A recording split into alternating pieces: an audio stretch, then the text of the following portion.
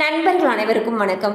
இன்னைக்கு நம்ம அந்த வீடியோல நாளை தமிழகத்தில் மீண்டும் பல மாவட்டங்களில் கனமழை என்ற தகவல் வெளியாகியுள்ளது. ஸோ அதை பத்தி தான் இப்ப நம்ம பார்க்க போறோம். சென்னை வானிலை ஆய்வு மையம் வெளியிட்டிருக்கக்கூடிய செய்தி குறிப்பில் தென்னிந்திய பகுதிகளின் மேல் ஒரு வளிமண்டல மேலடுக்கு சுழற்சி நிலவுகிறது. இதன் காரணமாக தமிழகத்தில் ஒரு சில இடங்களிலும் புதுவை மற்றும் காரைக்கால் பகுதிகளிலும் இடி மின்னலுடன் கூடிய லேசானது முதல் மிதமான மழை பெய்யக்கூடும்.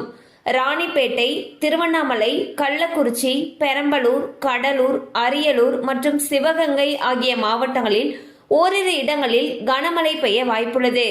மேலும் ஆகஸ்ட் 11ஆம் தேதி முதல் 16ஆம் தேதி வரை தமிழகத்தில் ஓரிரு இடங்களிலும் புதுவை மற்றும் காரைக்கால் பகுதிகளிலும் லேசானது முதல் மிதமான மழை பெய்யக்கூடும் என்று தெரிவிக்கப்பட்டுள்ளது.